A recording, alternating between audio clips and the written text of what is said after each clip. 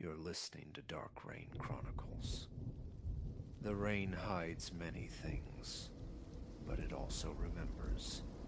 Secrets washed away, voices swallowed by the storm. These are the stories it brings back, and tonight, you will hear them.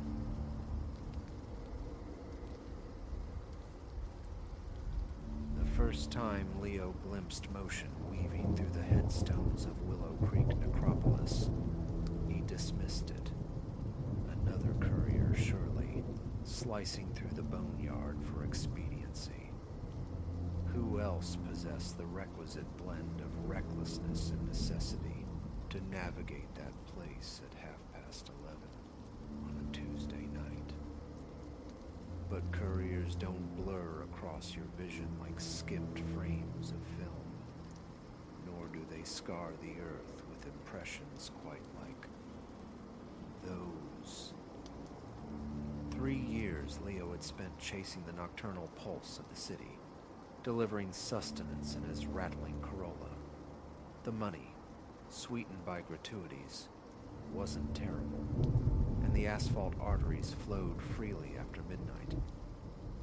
This Tuesday began unremarkably, a thermal bag brimming with orders from Spice Route Express downtown, destined mostly for the frantic, fluorescent-lit dens of university students battling finals. His navigation app, annoyingly prudent, kept suggesting detours around the necropolis, tacking 10 precious minutes onto each run. By the third delivery, patience frayed, Leo opted for the shortcut. Common practice, really. The necropolis gates, perpetually unlatched, a relic of some dusty historical charter from its 1843 consecration, yawned open. A thin ribbon of cracked asphalt snaked between leaning markers and crumbling monuments. His headlights scythed across names eroded nearly to oblivion, casting elongated dancing shadows from skeletal iron crosses and weathered stone seraphim onto the sere grass. He eased the Corolla over the ruts, its suspension, dubious even fresh off the lot 140,000 miles ago, groaned in protest.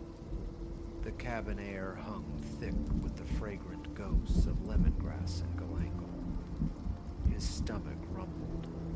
A canceled order might mean leftover Tom Kha tonight. Midway through the sprawling grounds, a flicker snagged his attention. Peripheral. A mere trick of light and shadow cast by the ancient oaks, he thought. Then, stark clarity. A form, upright, sprinting, between the granite slabs and marble angels, moving with a velocity that defied biomechanics. It devoured 50 feet of open ground in the space of a single eye blink. Leo stomped the brake. Takeout containers surged forward, thudding against the dash. He peered through the bug-spattered windshield, eyes straining against the gloom, seeking the runner. Stillness reigned, broken only by the soughing wind teasing the skeletal branches. "Just tired," he breathed, the words fogging the glass. "Seeing things. Double shifts all week, covering for sick colleague. Exhaustion," he reasoned, paints strange canvases on the mind's eye. He resumed driving, urgency quickening his pace now. Escape this place. Eyes fixed forward. Ignore the stones, ignore the shadows. Just drive. Something streaked past his passenger side window. A violent blur, impossibly swift, like accelerated footage. He wrenched the wheel, narrowly avoiding a collision with a child-sized marble lamb. His heart became a frantic drum against his ribs. This time, he had to look. In the crimson afterglow of his brake lights, A trail of disturbances marred the frost-kissed turf. Footprints, leading directly toward his car, terminating mere feet from the passenger door. Deep gouges, suggesting immense force, desperate speed. He slammed the accelerator. The engine screamed, a high-pitched whine as the Corolla clawed its way down the narrow lane. Suspension be damned. His mirrors offered only receding monuments swallowed by darkness, punctuated by the fading pulse of his taillights. The remainder of his shift dissolved into a numb routine. Deliveries executed on autopilot, transactions barely registering. By the time the final curry found its home near 2 a.m., Leo had almost woven a narrative of self-deception, sleep deprivation, stress, potent hallucinogens. He steered the Corolla homeward, consciously choosing the circuitous route, skirting Willow Creek's perimeter. No more shortcuts. The streets lay deserted, save for the occasional spectral 18-wheeler. His eyelids felt like lead weights. 15 minutes to bed. Near his apartment building, the fuel gauge demanded appeasement. He pulled into a quick fuel, its harsh fluorescent glare stripping the night of its mysteries, rendering everything stark and artificial. He was the sole patron. The attendant remained engrossed in his phone's glow as Leo paid inside. Back beside his car, a detail seized him, turning his blood to ice water.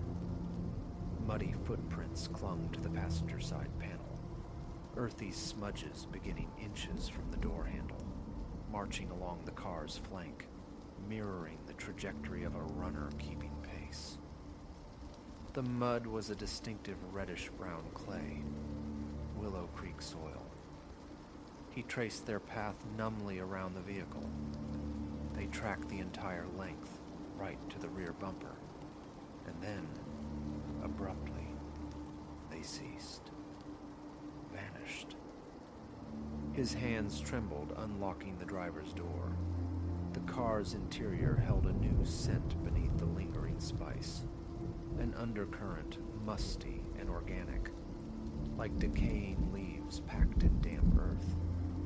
The drive home was a hyper-vigilant crawl at precisely the speed limit, knuckles white on the steering wheel. Each red light stretched into an eternity of mirror checking, scanning the vacant streets behind him. Parking outside his building, he bolted indoors, refusing to look back. Sleep offered no sanctuary. Each drift towards oblivion was shattered by the imagined patter of feet sprinting past his second-floor window. Consciousness finally surrendered around 4, yielding only fractured, uneasy dreams. Morning light rendered the previous night surreal, dreamlike. The muddy prints remained stark against the Corolla's faded paint, yet somehow less overtly sinister in the mundane daylight. Rational explanations queued up. Teenage pranksters during a delivery, splashback from another vehicle. Sheer coincidence. Maybe. His phone vibrated, a text from dispatch. Crew shortage tonight. Need you covering late shift again. Pays 1.x. Leo stared at the screen, the words blurring. Prudence screamed refusal. Take the night. Sleep. Recover. But rent loomed, and time and a half was a siren song. Okay, he typed back. I'm in. Dusk bled into the sky as he pulled into the Spice Route Express lot.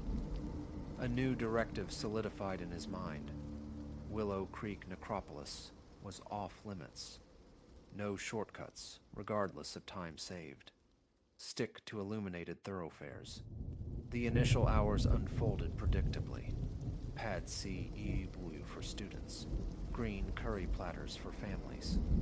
He adhered strictly to main roads, ignoring the GPS's persistent suggestions to cut through the graveyard. The detours cost time, eroded efficiency, but peace of mind felt worth the price. Around 10:30, an order pinged, an address nestled just beyond Willow Creek's far boundary. Even the longest detour would add a punishing 20 minutes. The customer had already called twice, impatience radiating through the phone. Leo sat idling, staring at the navigation screen. 7 minutes through the necropolis, 27 minutes around. An irate customer, a plummeting driver rating. Too many low scores meant algorithmic exile, fewer orders, less income. This is absurd, he muttered to the empty passenger seat. It's just a cemetery. Nothing happened. You were exhausted. Before doubt could take root, he turned onto the shadowed lane leading to Willow Creek's entrance. The gates seemed different tonight, more imposing, casting deeper, more intricate shadows in his high beams. Passing between them, an odd pressure built in his ears, the kind you feel ascending a mountain pass rapidly. Eyes locked forward. Focus on the road. Don't look left. Don't look right. Just drive. Fast. Halfway through, his phone signal flatlined. The GPS display went dark. Perfect. Just perfect. He knew the way out well enough, but the sudden isolation prickled his nerves. The road curved sharply around a hulking marble mausoleum. As his headlights swept through the turn, they illuminated something that caused him to slam the brakes, the pedals sinking into the floor mat. Footprints, scores of them, perhaps hundreds. Crisscrossing the dirt road ahead, pressed deep, churned into the earth, as if by something running with inhuman, frantic speed. And they were undeniably fresh. He jammed the gear stick into reverse. Delivery time be damned. Rating be damned. He wasn't spending another second in this place. The engine roared, tires spitting gravel, but the Corolla remained stubbornly stationary, wheels spinning uselessly. A glance in the rearview mirror sent his stomach plummeting. More prints were appearing on the road behind him, materializing from nothing, one after another, rapidly closing the distance to his rear bumper. A scream lodged in his throat, silent. The prints reached the back of the car. Then they began manifesting alongside the driver's door, racing forward. Movement flickered at the edge of his vision. He turned his head, a slow, horrified pivot against every instinct screaming denial. A face pressed against his window, humanoid, yet hideously distorted. Skin the color of spoiled meat, sunken tight against bone. Eyes like pools of absolute blackness, devoid of white or iris. The mouth stretched into a grotesque, impossibly wide rictus, revealing far too many teeth. Leo threw the car into drive, flooring the accelerator. Tires screamed, found purchase, and the Corolla surged forward. In the side mirror, a figure ran alongside him, keeping pace. Effortlessly, his speedometer climbed 40, 50, 60 miles per hour. The figure's movements were fundamentally wrong. Legs pistoning at triple speed, arms flailing at unnatural angles. Yet it matched his velocity precisely. a nightmarish outrider glued to his flank. He hit the cemetery gates doing 70. As he burst through them onto the blessedly normal asphalt beyond, the figure simply ceased to exist, vanished between heartbeats. His rearview mirror showed only the receding darkness of Willow Creek Necropolis, serene and still between the graves. His phone sprang back to life, the GPS recalculating. The pressure in his ears popped. Sounds of the living world rushed back in.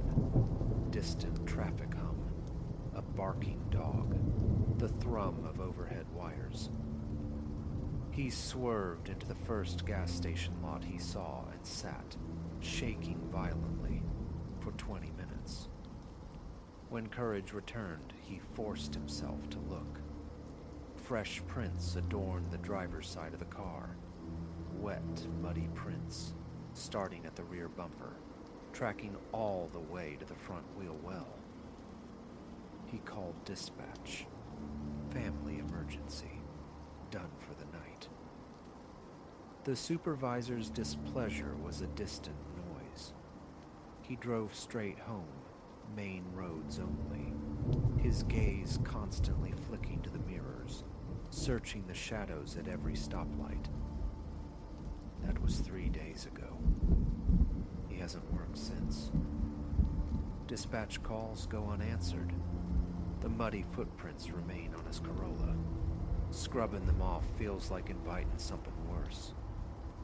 Some nights he hears it, the sound of running outside his apartment. Fast. Too fast.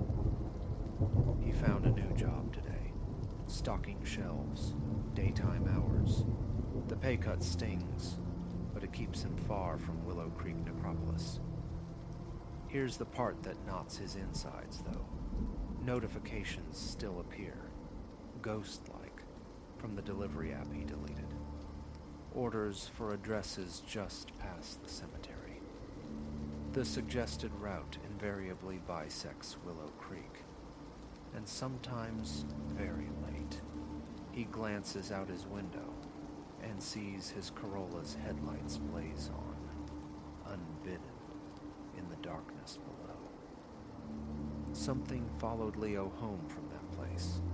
Something that runs too fast and grins too wide. Something that wants him to make one more delivery. He's writing this down. A desperate message in a bottle tossed into the digital sea. Maybe someone else has seen it. Maybe someone knows what it is, knows how to stop it. All Leo knows is this: avoid Willow Creek Necropolis. Take the long way, always, because whatever sprints between those stones isn't alive in any way you understand. And once it sees you, it remembers. He hears them now. Footsteps outside his window. Running. He's on the second floor. They're getting closer.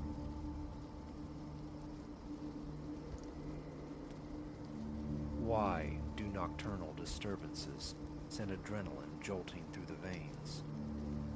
Perhaps it's the mind, adrift in the liminal space between waking and sleep, or simply the primal amplification of threat that darkness permits. Regardless, the rapping that shattered the pre-dawn stillness arrested me, turning blood to slush. Company was unthinkable, least of all at such an ungodly hour. Miles deep in this sylvan labyrinth, anonymity was the point. This diminutive timberbox, leased for a fleeting weekend, promised refuge from the city's relentless clangor, an escape, a dissolution into quietude, a chance to reassemble a frayed self. It had seemed the perfect antidote, and the initial hours delivered precisely that balm. Days spent tracing forgotten trails, the crisp autumnal air a tonic, fallen leaves whispering secrets underfoot. Sunset found me steeped in a pleasant weariness, a crackling hearth, Sustenance uncomplicated, the flickering lantern light painting shadows on the pages of a worn novel. When slumber finally claimed me, the woodland's profound hush was a comforting shroud, devoid of engines, voices, only the susurrus of branches sighing against the night. Now, though, in the absolute nadir of night, that same quiet pressed inward, heavy, suffocating.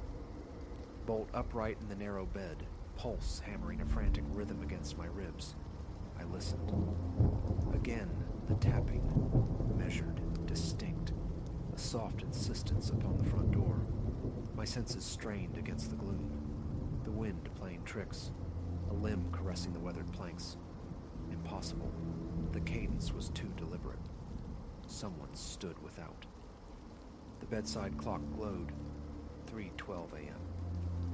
A chill, unrelated to the night air, traced my spine. Who could possibly navigate this wilderness at such an hour?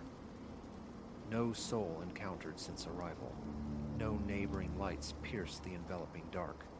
The access track a barely navigable ribbon. Few would dare, especially cloaked in blackness. A third summons, sharper now, edged with impatience. Nausea coiled low in my gut. Bare feet met the frigid floorboards. The door offered no Judas hole for spying, and thick drapes veiled the windows, sealing the porch from view. I stood suspended in the Stygian interior, a battle waged within. Prudence versus the nagging possibility of distress. A lost soul, someone needing aid. Yet the logic frayed. Who wanders this deep, this late? My fingers closed around the cold metal cylinder of the torch beside the bed. Each step toward the entrance echoed the frantic beat within my chest. As I neared, the rapping ceased, plunging the cabin back into an unnerving stillness. My hand hovered above the latch, a paralysis gripping me. Every fiber screamed denial, warning against the threshold. Then, slicing through the silence, a sound, thin, tenuous, scarcely more than exhaled breath against the wood. "Hello," it queried, spectral. "Anyone there?" The tone was frayed, suggesting immense fatigue, a voice worn thin by exertion, a breath hitched in my throat. Perhaps genuine need lay beyond the planks. Perhaps this was no phantom menace.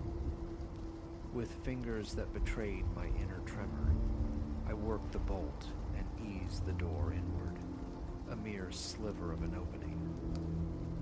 Vacancy greeted me. The porch lay bare under the weak ambient light filtering from within. My gaze swept the perimeter, probing the Stygian depths where trees stood like skeletal sentinels, their limbs stirring faintly. Nothing. No one. Only the profound hush of the forest and the invasive chill of the night air bleeding into the cabin's warmth. I retreated, gooseflesh rising. A trick of the mind. The knocking. The voice. Figments conjured by exhaustion and isolation. My hand moved to secure the door once more, but halted. "Please," the whisper returned, insidious now, impossibly near. "Let me in." Ice formed in my veins. My grip tightened on the doorframe. The sound emanated from the immediate darkness just off the porch, intimate and terrifying. I craned my neck, squinting into the oppressive black, seeking shape or motion. There was only void, yet the voice persisted, low, supplicating, seeming to curl around my very ear. "Please," it urged, gaining a sliver of insistence. With a choked cry, I slammed the heavy door shut, the sound cannonading through the stillness. The bolt shot home. I stumbled back, mind a frantic scramble for reason where none could be found. The porch was empty. I'd seen it. Yet the voice. I stood rigid, listening, breath sawing shallowly in my chest. Silence reclaimed the cabin, save for the structure's groanings under the night wind's pressure. Legs unsteady, I backed further away, retreating toward the perceived sanctuary of the bedroom. The door clicked shut behind me. The key turned in its lock, flimsy barriers against the illogical. My thoughts spiraled, grasping for explanations, each more chilling than the last. And then it came again, leaching through the wood of the bedroom door itself. Please. A sibilant whisper, dreadfully patient. Let me in. Immobility seized me, a cryogenic paralysis. It was inside. Here. Just beyond the thin partition of pine. My pulse became a deafening drum against the cage of my ribs as I pressed back against the furthest wall, eyes riveted to the fragile door, anticipating its splintering violation. It held. The whisper breathed against the wood once more, softer now, a desolate sigh. Let me in. A scream built, a physical pressure in my throat, but found no egress. Thought fragmented, dissolving into pure, unadulterated terror. How? What was it? Time warped, stretching seconds into agonizing eternities, waiting for the next move, the final intrusion. The voice fell silent. The cabin settled into a profound quiet, disturbed only by the frantic thrumming within my own ears. Sleep was banished, movement impossible. I remained a statue carved from fear, pinned against the wall, listening, waiting through the endless dark. Nothing further occurred. When the first timid rays of dawn painted the edges of the heavy curtains, the tension broke, allowing a ragged breath. Still, I waited, straining for any sound, any sign. Only stillness answered. The presence, whatever its nature, had withdrawn. Possessions were gathered in a blur, a frantic escape fueled by residual dread. Another moment within these walls felt unendurable. The woodland's pre-dawn hush, once serene, now seemed menacing, pregnant with the memory of that disembodied plea. Locking the door felt futile but necessary. The engine roared to life, tires spitting gravel as I fled, hands trembling violently on the wheel. What entity rapped upon my door in the deepest hour of night? What insidious purpose drove its desire for entry? Remains an agonizing mystery. But this I carry with me. Should a summons break the nocturnal peace at your own threshold, resist. Bolt the door fast. For certain invitations, once accepted, admit horrors best left eternally outside.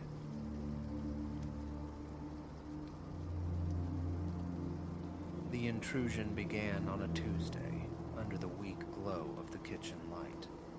I recall the specific tyranny of a baked-on lasagna scar on my heaviest casserole dish, my knuckles raw in the lukewarm, soapy water, when the phone screen flared, displaying a string of anonymous digits. Habit screamed to ignore it, let the voicemail sentinel stand guard. Yet some contrary impulse, a flicker of precognition perhaps, or simple, unadorned curiosity, compelled me to wrench my hands free, swipe them vaguely dry on a towel, and lift the receiver.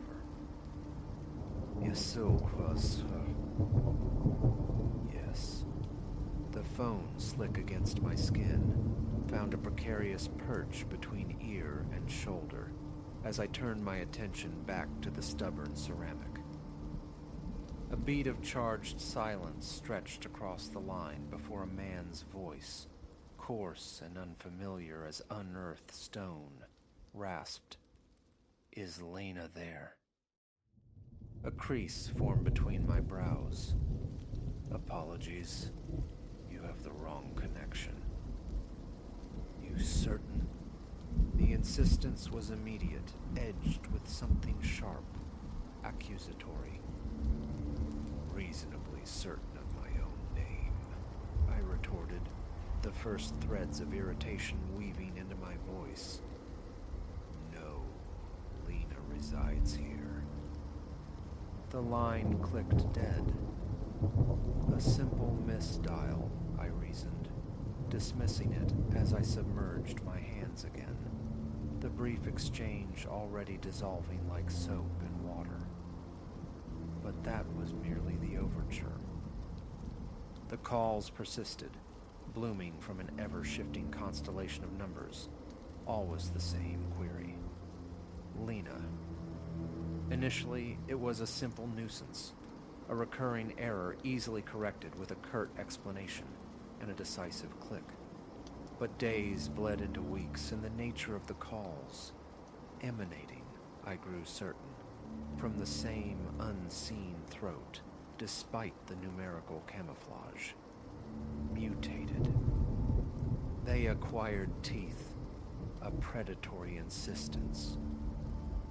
"Your lies are transparent," he snarled one evening, shattering the fragile peace I'd curated with a novel and lamplight.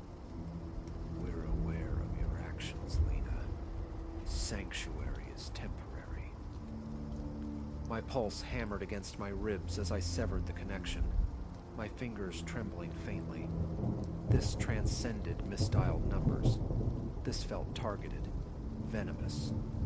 Blocking proved futile. New numbers surfaced like weeds. A new SIM card offered fleeting respite before, impossibly, he found me again.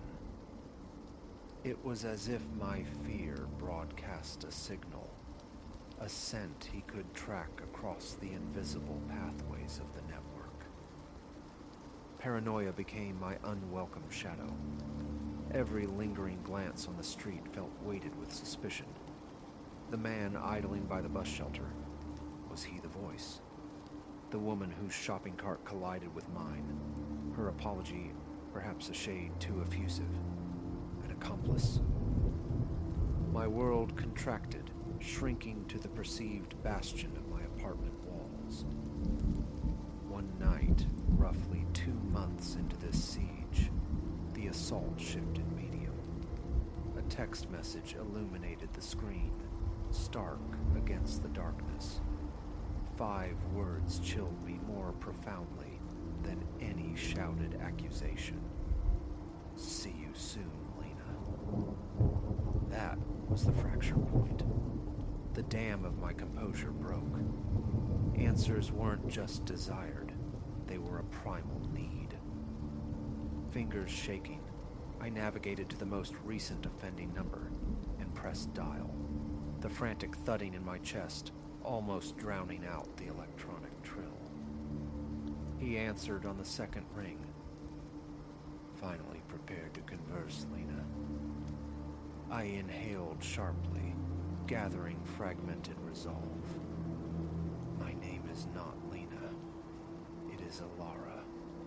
Alara Vance.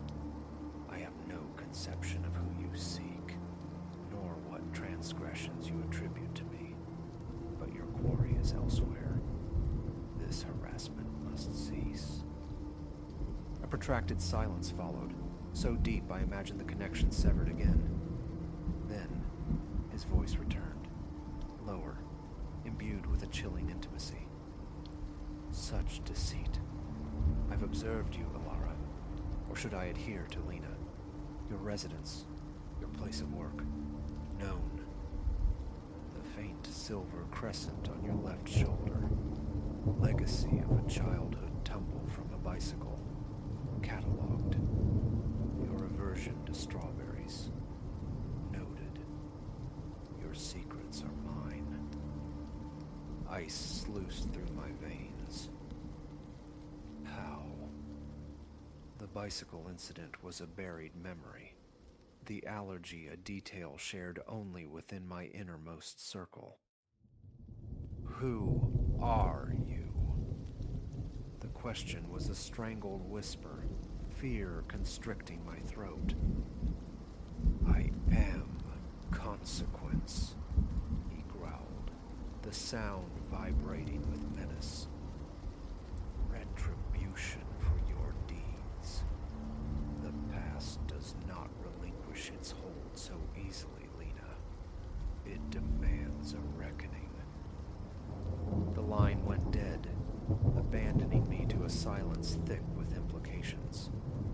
My thoughts spun, frantic and untethered. I wasn't Lena. That much felt like bedrock truth. Yet this man's conviction was absolute, buttressed by knowledge no stranger should possess. Sleep became an unattainable shore that night. I paced the confines of my apartment, each floorboard groan, each settling sigh of the building, amplified into a potential threat. Dawn arrived not with relief, but with a stark decision forged in sleepless anxiety. I could not exist like this. Help was imperative. The precinct hummed with a low, bureaucratic energy. Officers moving with practiced lethargy. A receptionist radiating studied indifference from behind a high counter. Approaching felt like admitting defeat, conceding that my fear wasn't merely an overactive imagination. Assistance required, the receptionist inquired, eyes fixed on her monitor. A steadying breath. I need to report a stalker. Her gaze snapped up, professional detachment yielding to flicker of concern. Please, have a seat. An officer will attend to you presently. The wait stretched, each second taut with impatience, until a young officer with observant eyes approached. Miss Vance, I'm Officer Morales. Could you articulate the situation? The story spilled out. The calls, the texts, the unnerving litany of personal details he possessed. Officer Morales listened with focused stillness, his pen scratching notes, interjecting occasional, clarifying questions. When my account concluded, he leaned back, his expression thoughtful. Miss Vance, he began, his tone measured. Are you familiar with the concept of identity theft? I nodded, bewildered. Certainly, but its relevance here escapes me. Occasionally, he elaborated, perpetrators don't just steal financial data. They construct an entire fabricated identity using fragments of a real one. It's conceivable someone appropriated aspects of your life to become this Lena. That could account for the caller's specific knowledge. It resonated with a terrifying logic, yet gaps remained. But the motive and the identity of this caller. Officer Morales offered a slight shake of his head. Unknown factors at present, but we will investigate thoroughly.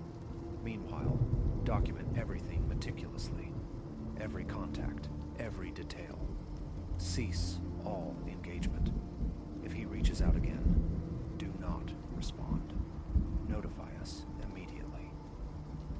Leaving the station offered a sliver of solace, the comfort of a defined path, however uncertain. Yet, walking towards my car, an icy prickle traced my spine. The distinct, unnerving sensation of being watched clung to me like damp air. The ensuing days were a blur of frayed nerves and fitful sleep. The calls ceased, but the silence felt pregnant, ominous, a lull before an inevitable tempest. Then, on a Friday evening draped in rain, it culminated.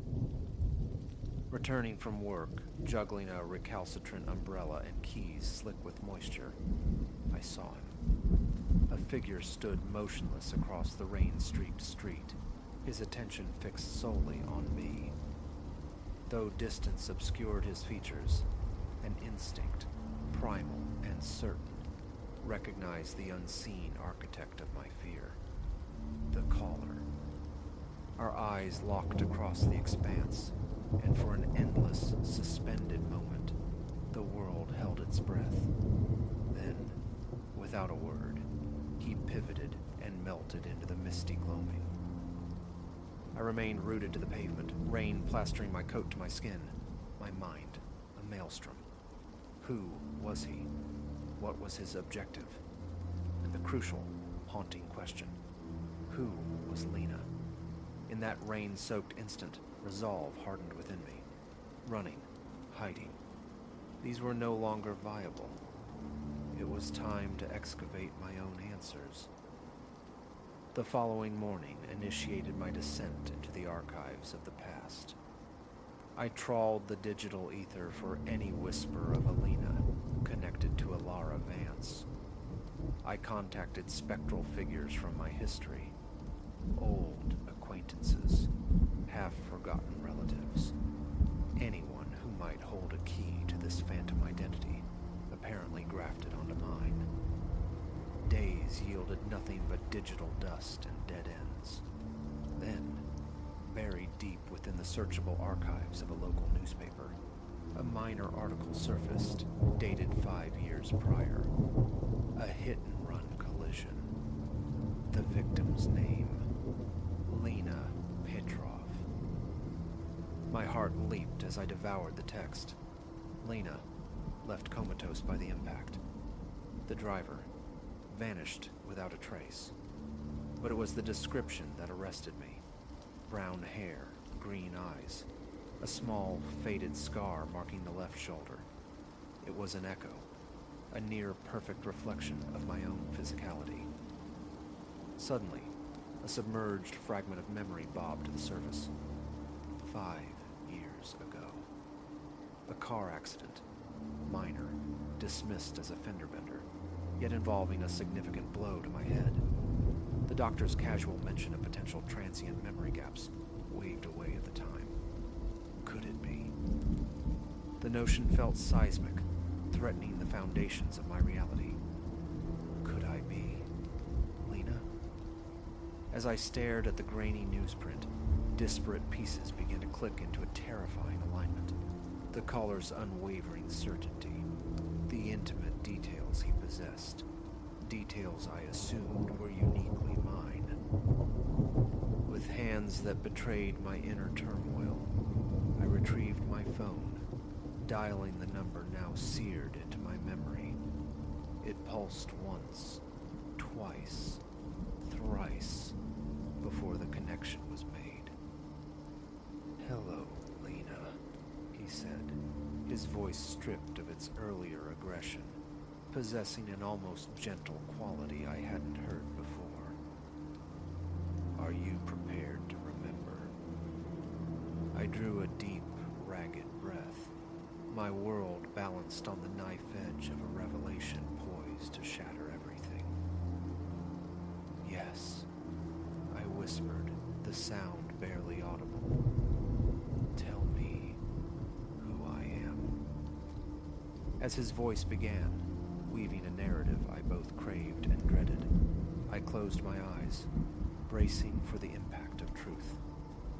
Alara or Lena, victim or perpetrator, the distinction felt suddenly fragile. One certainty remained. The landscape of my life was irrevocably altered. And somewhere in the recesses of my consciousness, a long jammed door began to groan open, leaking memories I hadn't known existed.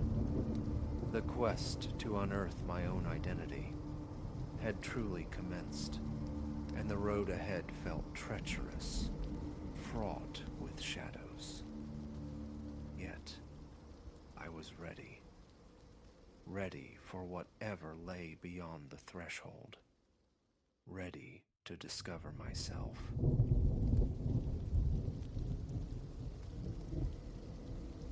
That specific morning remains etched sharp. Silas, my neighbor, erupting from his apartment as if summoned to a world-ending appointment. The door crashed shut behind him, a final punctuation mark. Tucked beneath one arm, a worn leather satchel. His shirt, a canvas of old battles. Pigment bruised, echoed by the dried streaks mottling his forearms. From my own threshold, I observed his flight. No glance exchanged, no parting word offered. Only the receding clatter of his shoes on the weary hallway tiles. An echo fading into absolute silence. He vanished. Utterly. Leo, that's me. Ensconced here on the 5th floor of a structure groaning under the weight of its years. This place sighs and settles on windy nights. Sometimes the lights flicker out, sometimes the water runs glacial. But the rent is forgiving, and habit dulls the edges of discomfort.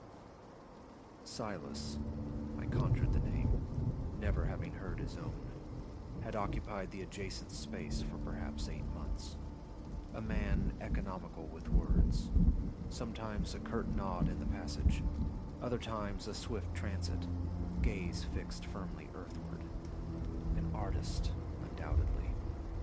Glimpses confirmed it, canvases shrouded like secrets, the bristly heads of brushes unwrapped near the dented mailboxes downstairs. His door remained perpetually closed to me, a boundary I respected, though not without a flicker of intrigue. There was an otherness to his movements, a way of navigating the world that suggested different sights perceived. His attire, perpetually adorned with splatters of paint or smudges of charcoal, seemed less an occupational hazard than a second skin he wore without concern.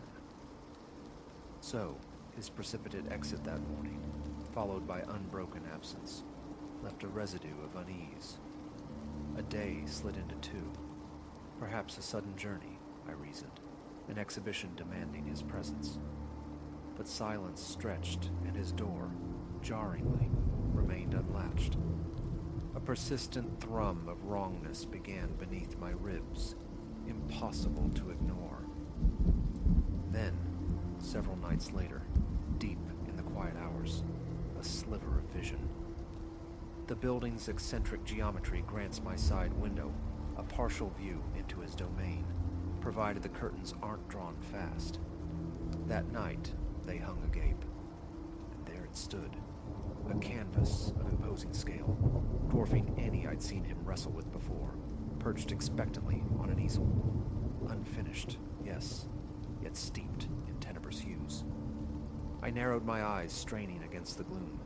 A form took shape, something cloaked, perhaps, hooded, stark against a bruised nocturne.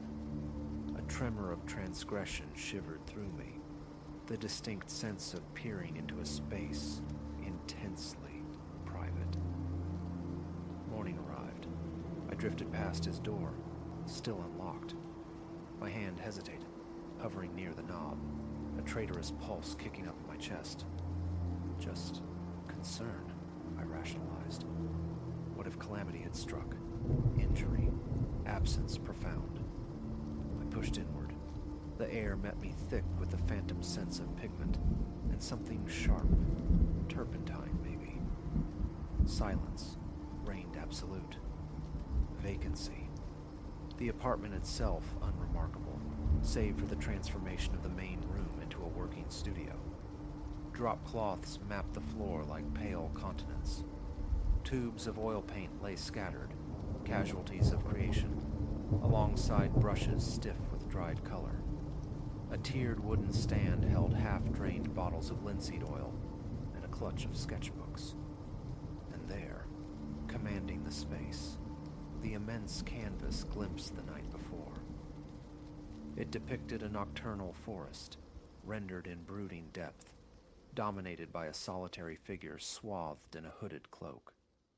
Positioned near a skeletal tree, the figure seemed poised in a perpetual lean, though where a face should be, only profound shadow resided beneath the cowl.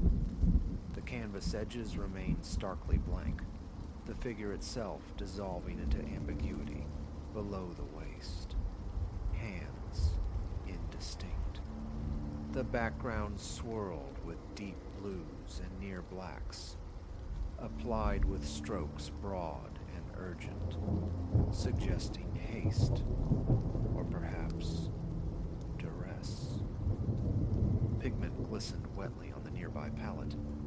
Brushes lay askew upon a table, as if dropped mid-thought. Tentatively, I touched the bristles of one. It yielded damply, slick with oil. A wave of disquiet washed over me. Why abandon such a work mid-stroke? It radiated significance, the potential energy of a magnum opus. Yet Silas was simply gone. A cursory search yielded little. The small kitchen held unwashed dishes, monuments to interruption. The bathroom was unremarkable. His bedroom, door ajar, revealed Spartan simplicity. A naked mattress, clothes heaped carelessly, a solitary lamp grounded on the floorboards. Drawn back to the studio, I stood again before the canvas. My pulse drummed a nervous rhythm against my ribs. My own breath sounded loud in the stillness. The hooded figure, eyeless though it was, projected an unnerving focus, a silent interrogation. Hesitantly, my fingers brushed the canvas edge. Tacky. A smear of profound blue stained my skin. Retreating, I secured the door from within, the click of the lock echoing unnaturally. Taking the key felt like theft, a violation. Yet the thought of the space lying open was worse. A placeholder, I told myself, until Silas reappeared. That evening, a solitary meal, a flickering action film meant for distraction. Useless. My thoughts orbited relentlessly back to the canvas, the shrouded form within it. A constriction tightened in my chest. Overreaction, surely. Approaching midnight, lights extinguished, poised for sleep. My eye caught him. A faint luminescence blooming through my living room window. I froze. The light emanated from Silas's apartment. A soft, contained glow, like a single lamp bravely holding back the dark. Had he returned? The thought dissolved as quickly as it formed. Why this secrecy? Why not announce his presence? He had no cause for stealth from me. Cautiously, I peered through the glass. My vantage offered only a partial slice of his living area, but the easel fell squarely within it. The light source seemed centered there. I watched, transfixed, heart accelerating. Then, a sound, barely audible. The delicate rasp of bristles meeting canvas. A soft, rhythmic shush, shush. The signature of a brush coaxing pigment. Beads of sweat prickled my brow. Silas? I murmured, a useless whisper lost against the pain. Foolish. I waited. Breath held. The sound persisted, falling into a distinct cadence. Stroke. Pause. Stroke. Pause. It continued for perhaps 2 minutes more, then abruptly, the light winked out, plunging the room back into impenetrable shadow. By morning's light, I tried to dismiss it, a trick of tired eyes, an overstimulated mind. Yet, a deeper compulsion urged me to verify. Wielding the key, a fresh pang of guilt accompanying the motion, I slipped back inside Silas's apartment. At first glance, unchanged. But as I approached the easel, a cold dread pooled in my stomach. The painted figure had altered. Detail now sharpened the drape of the hood. Faint traceries of shading hinted where a face might emerge. though it remained veiled.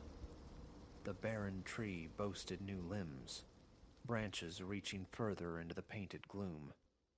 I rubbed my eyes, disbelief warring with the evidence before me. The pigment gleamed with freshness. Leaning closer, the potent aroma of linseed oil and raw color assaulted my senses. New streaks, vibrant against the older layers, colors I would swear hadn't existed yesterday. A swift scan of the room revealed nothing. No displaced dust, no alien footprints, only the evolving canvas. The phenomenon repeated across subsequent nights. The same spectral light, the same phantom brushwork, materializing at erratic hours, sometimes 10, sometimes nearer 2.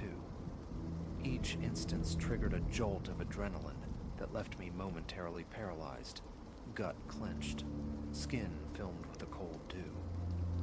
I'd stand sentinel at my window, watching, waiting for the inevitable extinguishing of the glow. Sleep became fragmented, shallow. The slightest creak in the old building jolted me awake.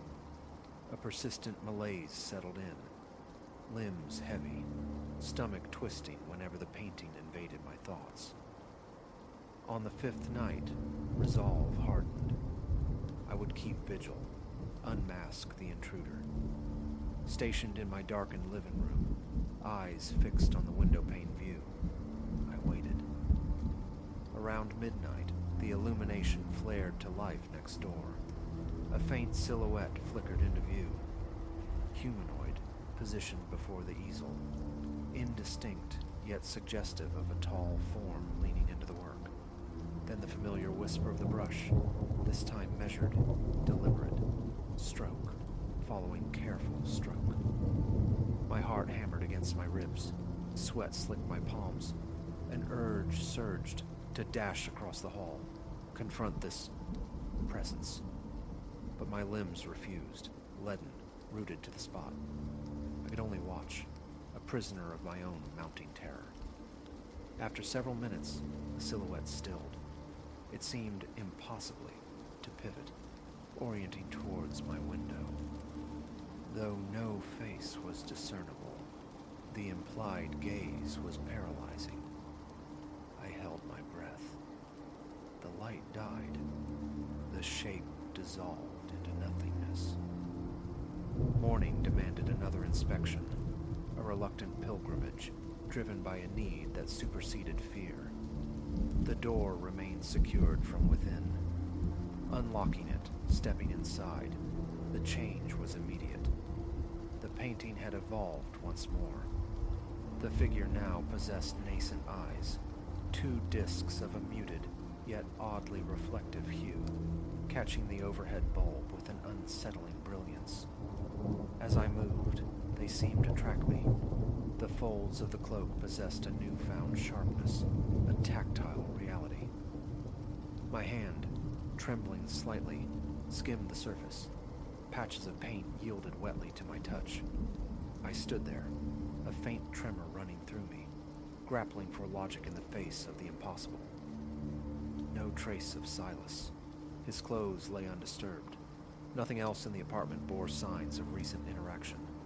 Only the canvas pulsed with this uncanny vitality. It was then the truth settled, cold and sharp. This wasn't mere discomfort. It was fear. Genuine, throat-constricting fear. Swallowing became difficult. I retreated, locking the door behind me once more. The day unfolded in a haze. Attempts at normalcy failed. My focus fractured. Thoughts snagged perpetually on the evolving canvas, the phantom strokes, those unnerving eyes. Seeking refuge in a bustling cafe, I stared into my coffee, the warmth of the mug a grounding sensation against my palms, while the surrounding chatter felt distant, alien. I was adrift. That night, I resolved to capture proof. My phone, mounted on a small tripod, aimed squarely at Silas's window. I sat cloaked in darkness, waiting. Around 1 in the morning, the familiar glow ignited. The spectral artist materialized. I strained, zooming digitally, but the figure remained stubbornly indistinct, a blur of motion against the dim light. My body went rigid. A slow, prickling crawl traced its way up my spine, the unmistakable sensation of being observed. 10 minutes I watched, paralyzed, before the light vanished. Heart pounding, I snatched up the phone, replaying the recording. Darkness. A fleeting, amorphous flicker of movement, like a digital artifact. The figure was too deeply shadowed, the light too faint for the lens to resolve. Frustration curdled into a deeper, colder anxiety. Multiple replays yielded nothing tangible. A voice screamed internally to storm over there. Now, confront whatever it was. But stark terror clamped down, immobilizing me. Sweat beaded on my skin. My breath hitched raggedly. The prospect of facing that presence alone was unthinkable. Dawn broke, gray and uncertain. Clutching the key, I forced myself next door. Before the canvas, my stomach knotted tight. The hooded figure now verged on the lifelike. I could discern the intricate fall and shadow of the cloak's fabric. The eyes, more defined, held a faint, disturbing glimmer, appearing perpetually moist, glossy.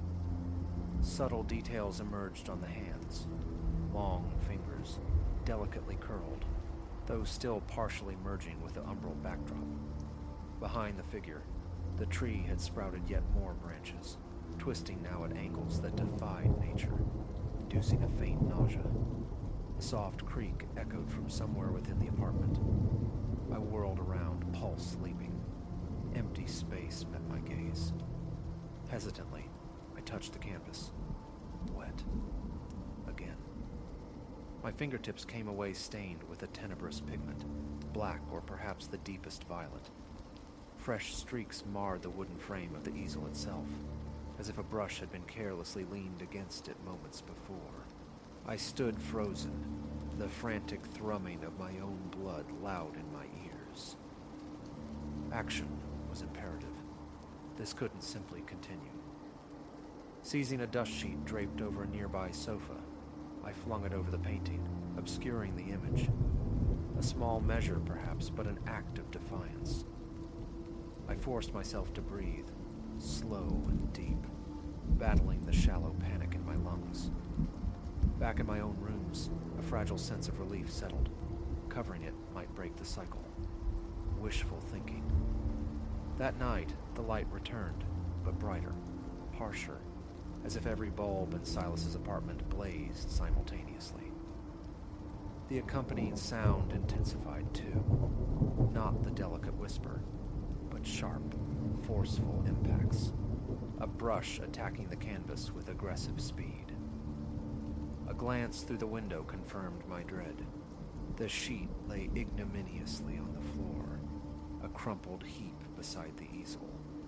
The painting stood revealed, mocking my attempt at intervention. I prowled my living room, a caged animal, shoulders rigid, feet tracing restless paths. Call the authorities, and report what, precisely? A spectral artist, self-completing artwork belonging to a vanished man. The absurdity was palpable. I sank onto my sofa, hands knotted into fists, simply waiting. Later, peering out, the neighboring apartment was dark once more. Sleep eluded me until dawn painted the sky. Then, steeling myself, trembling visibly now, I returned. The sheet remained discarded. The painting. It now possessed the distinct contours of a face. Features remained elusive, no defined nose or mouth. But the foundational planes were there, subtle gradations suggesting cheekbones, a forehead. The eyes, however, were starkly present, wide, fixed in an expression of utter horror, their glossy surface catching the weak morning sun with an alien sheen. My throat constricted.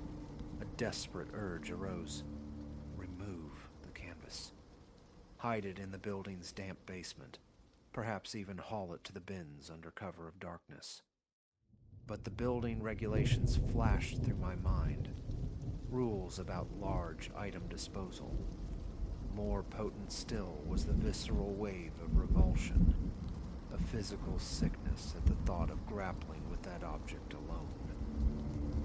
My arms felt suddenly nerveless. My head swam. Then came the daytime sounds. Faint, insidious whispers of activity from next door. The tap-tap of a brush handle against wood. The soft rustle of feet on the drop cloth. Each phantom noise arrested me mid-motion, heart seizing, ears straining. I'd force myself to investigate, check the hallway, the street below. Always silence. Nothing. Paranoia sunk its roots deep. Work became impossible. Flimsy excuses offered over the phone earned my boss's thinly veiled irritation, but coherent thought eluded me. I became a hermit in my own apartment, my existence reduced to watching Silas's window. Sometimes a mere flicker of light, instantly extinguished. Sometimes the briefest, most fleeting impression of that shadowy form, always tethered to the easel. With each clandestine session, the painting accrues more detail. The hood now boasts an intricate silver trim. The figure's hands are rendered with unnerving realism. The tree bark reveals minute textures, and the background deepens, hinting at distant, cold stars or city lights bleeding into the night. I find myself drawn back, standing before it, chest constricted, breath catching, mesmerized by its relentless expansion. My deepest terror now is its imminent completion. A chilling certainty coils within me. When the final stroke is applied, something will cross over. Something will emerge from the canvas, or perhaps manifest within the confines of that room. There's no elegant theory, no poetic interpretation for this dread. It's a primal, bodily knowledge. My muscles lock, my mouth turns to dust. A dull ache throbs behind my eyes. I wrestle with myself, trying to forge a plan. One impulse screams to destroy it, tear the canvas to shreds. Yet, a paralyzing counter-fear whispers that such an act might unleash something far worse. What if the painting is a seal? What if my intervention breaks it? My thoughts spiral into madness, but the nightly ritual persists. The light, the brushstrokes, the inexorable refinement of the figure, and I remain powerless. I sit now at my small kitchen table, scratching these words onto a cheap notepad. My hands tremble too much for typing just yet, the physical act of writing a desperate anchor. Periodically, my gaze snaps to the living room window. Silas's apartment is a block of darkness against the night, but I know the glow is coming. My stomach is a tight knot of ice. I'm sweating, though the air in here is chill. If that painted face becomes whole, I don't know what follows. Whether I can remain in this building, this life. Whether Silas will ever reappear. Frankly, I no longer wish him to. I crave only silence, an end to the spectral artistry, for the image to remain forever suspended, unfinished. Because the alternative, the creeping certainty that something truly monstrous is about to take form. I cannot bear that thought. So I wait. I wait to see if tonight brings the final, terrifying brushstroke. I wait, consumed by fear, unable to tear my eyes from the window, unable to flee.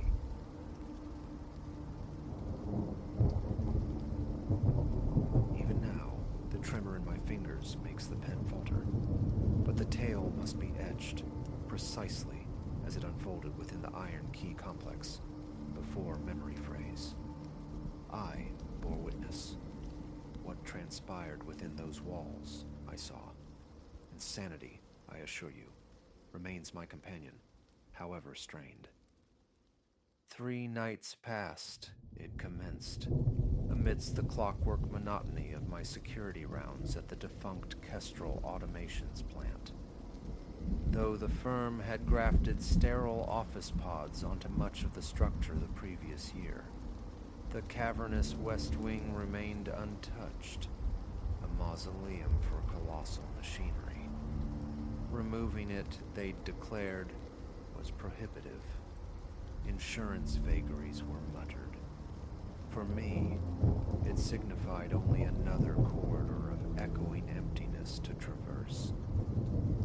That particular night offered a profound stillness, broken solely by the low thrum of emergency fixtures and the distant sigh of traffic on the bypass. The ritual was ingrained. Lobby check-in at 10, second level sweep at 11, the hulking factory wing precisely at midnight.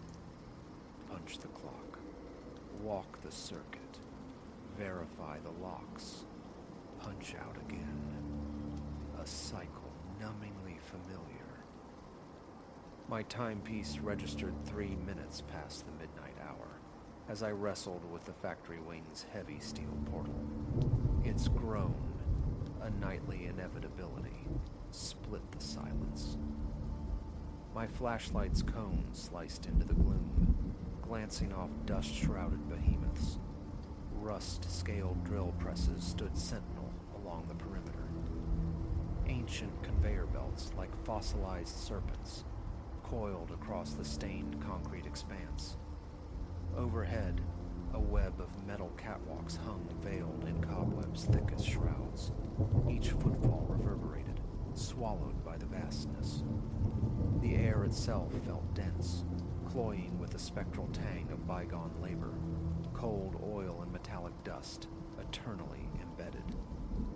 My beam methodically swept the shadowed recesses between machines. All was quiet. All was still. Until the sound.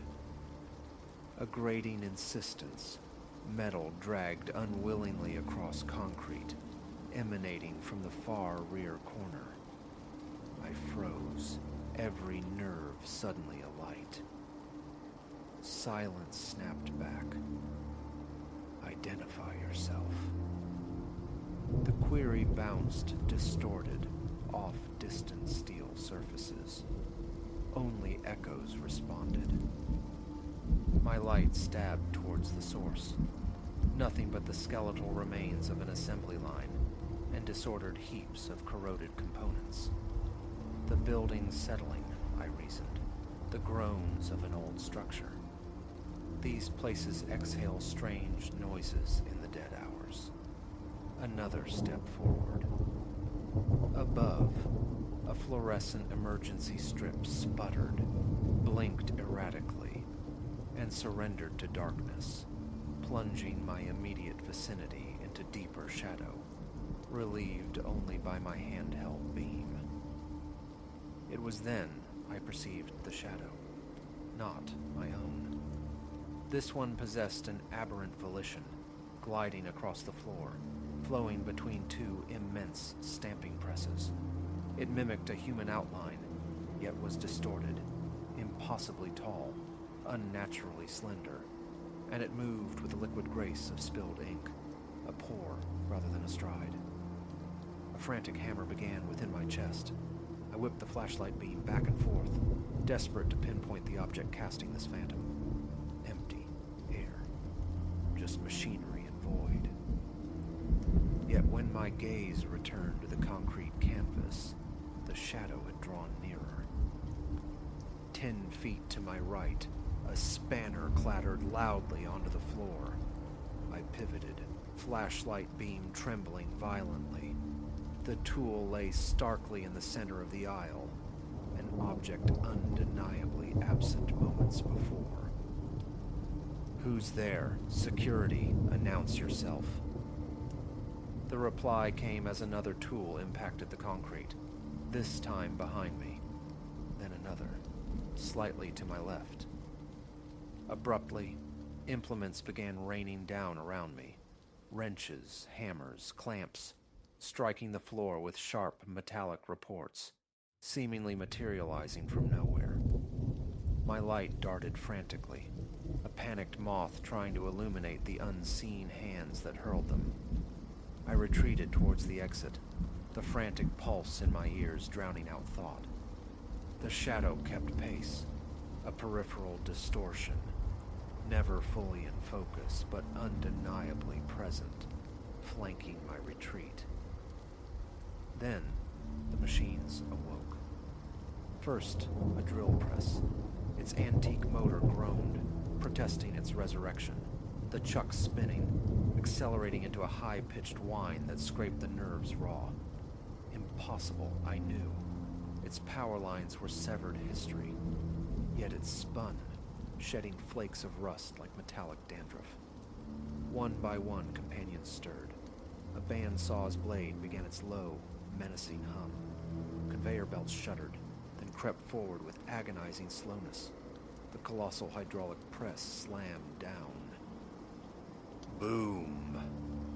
A concussion that vibrated through the soles of my boots. The entire factory floor erupted into a cacophony of grinding gears, whining motors, and screaming metal. I fled. Protocol, duty, pride, all incinerated by raw terror. My boots hammered the concrete, a desperate rhythm against the rising industrial din. The machines seemed to accelerate, their clamor swelling into a deafening, soul-shattering roar. Metal shrieked against metal in tortured chorus. The shadow surged alongside me, elongating, stretching impossibly up the grimy walls, vast and consuming. Overhead, emergency lights exploded in brief, violent showers of sparks. Tools became projectiles, whistling past my head with lethal intent. My hand found the exit door's push bar. I threw my weight against it, solid, unyielding. Again slamming my shoulder into the cold steel. On the third impact, the door flew open, spilling me onto my hands and knees in the relative quiet of the connecting hallway. I scrambled backward, crab-like, until my back hit the opposing wall, kicking the heavy door shut. Instantly, the pandemonium ceased. Through the door's small, gridded window, the factory floor lay inert, bathed only in the weak glow of the remaining emergency lights. My dropped flashlight illuminated only quiescent machines and the scattered debris of fallen tools. For an eternity, it seemed, I remained there, gulping air, fighting to quell the violent trembling in my limbs. My shirt clung, drenched in cold sweat. When at last I summoned the will to rise, my legs were unreliable, fluid as water. Retrieving my flashlight, I forced myself to perform one final, cursory sweep of the factory wing. Everything appeared precisely as it had before midnight. The machines stood cold, silent monuments to industry. The tools rested in their designated spots. Even the overhead lights functioned normally. The sole anomaly, the only testament to the preceding chaos, was a single spanner lying conspicuously in the main aisle. Bending to retrieve it, I recoiled. The metal radiated an impossible heat, as if fresh from a forge.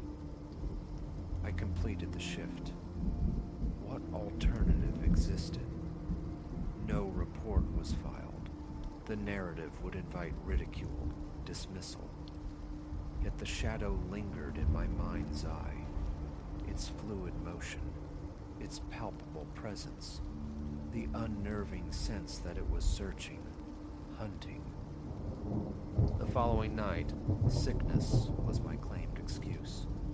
The thought of re-entry was paralyzing, but avoidance offered no long-term solution. Bills demand payment.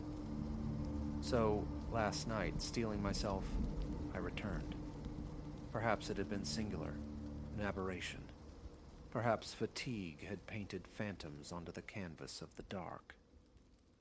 My hopes dissolved the instant the factory wing door groaned open just past midnight. The air crackled with unseen energy, thick with the imminence of a storm. My flashlight beam immediately snagged on movement at the far corner, that same sinuous shadow. This time, however, it offered no pretense of stealth. This time, it flowed directly towards me. Recollection becomes fragmented here. Stark flashes, sprinting through a labyrinth of suddenly animate metal. The roar intensifying, machines shuddering violently around me. The shadow, closer, always closer, stretching across floor and wall. Tendrils of darkness reaching, grasping. The entire structure seeming to vibrate with malevolent energy. Consciousness returned hours later, slumped behind the wheel of my car in the deserted parking lot, keys clutched tight, with no memory of the transit.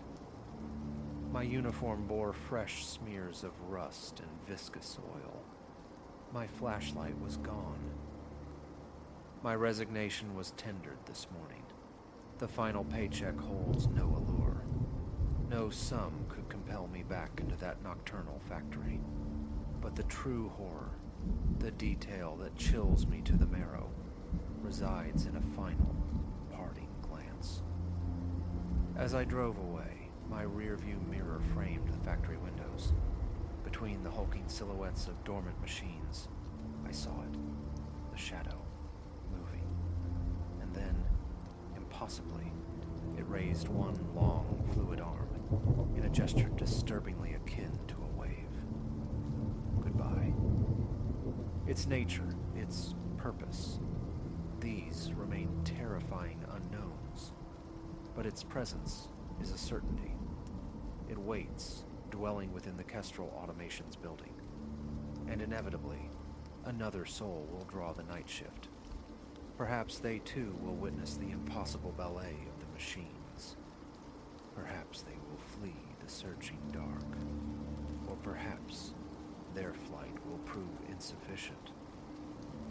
This account exists because the truth must have a voice, an explanation for the abrupt departure, the refusal to return. The official record cites only personal reasons. Now, the reality is known. Should you read this, should your duties ever lead you into the Iron Key complex after dark, particularly into the old factory wing, scrutinize the shadows with vigilance, attend to the sound of falling tools, and if the machinery stirs from its slumber, run, flee without hesitation, without backward glance, without seeking reason. Just run. For the shadow persists, searching, waiting, and its grasp next time may prove inescapable. I recognize the sound of this narrative. Believe me, I do. Presented with such a story a week prior, laughter, accusations of delusion, or intoxication would have been my response. But my eyes saw. My skin felt the chill, the vibration. The contusions from impacts unseen still bloomed faintly on my arms. The rust stains like dried blood cling stubbornly to my uniform. And sometimes in the fragile moments before sleep, the image returns. That shadow, reaching, its form contorting in ways geometry cannot explain. Lights now burn perpetually in my apartment. Dark corners have become territories of dread. An incessant urge to look over my shoulder plagues my waking hours, the expectation of seeing that fluid darkness, a silent pursuer. My hands shake anew. This writing must cease, but the record had to be made. Because I know, with chilling certainty, the shadow remains within that factory, weaving between silent titans of steel, awaiting the next guardian of the night. May Providence shield them when their rounds commence. This is my testimony.